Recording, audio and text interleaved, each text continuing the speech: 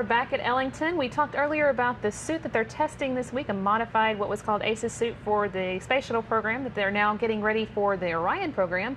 And here we have Dustin Gomert here to tell us a little bit about the tests that they're actually doing with that suit. So one of the things involves this seat, right? That's right. This seat was essentially designed around the suit. We knew that that suit, or a very similar version of that suit, would ultimately be used in Orion.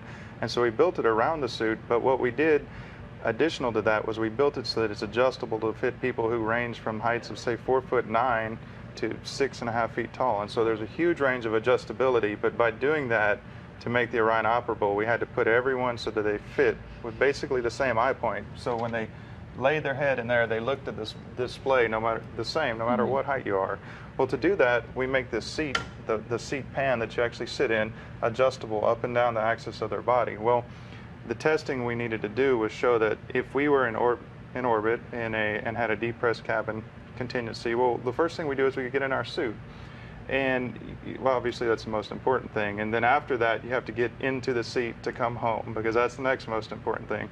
Well, the suit gets large, it grows quite a bit around you as it inflates. So to ingress this seat in the stiff and large suit, we were testing different options for how to make this seat more maneuverable on orbit. So one of the things that we did was look at different levels of adjustability so that we could translate our bodies into the seat in the pressurized suit and buckle ourselves in for the ride home. Okay, and I think actually we have some footage of that, those tests taking place on the zero gravity flights that we can show you. But the idea is that there would be 4 of these seats in the Orion, correct? That's correct. So this would actually be seat 2 of 4, the way it's set up with the displays above it, but you can imagine another seat directly to the left of it and then 2 more positioned directly below it. So there's a grid work of seats that are laid out in the vehicle, one mirroring this one exactly, and then if you can imagine the folks who are below it, their heads are actually below the feet of the pilot commander who are flying above them.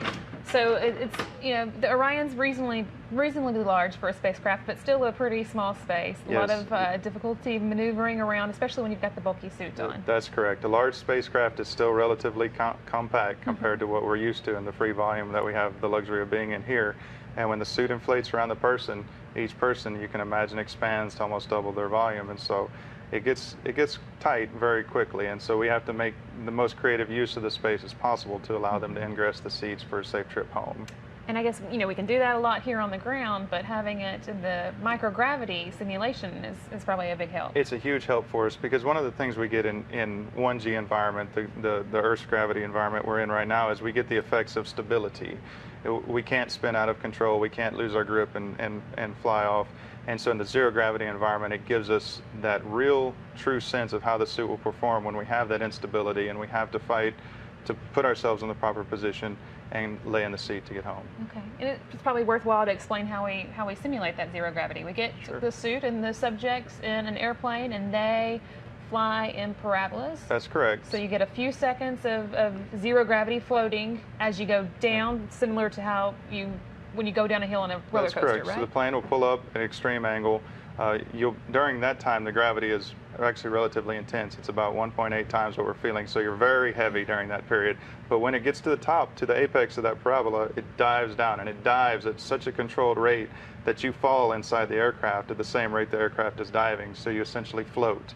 Free falling, but you're floating inside the aircraft. So very similar to what a zero-G environment is. Okay. Well, and how did the test go this week? It went very well. We had great luck in proving out the theories that we had on how the person in the suit would ingress the seat, and we learned quite a bit about the mobility of the suit for non-seated but translation type operations, for perhaps contingency tasks that we would look at in future scenarios and future missions. Okay.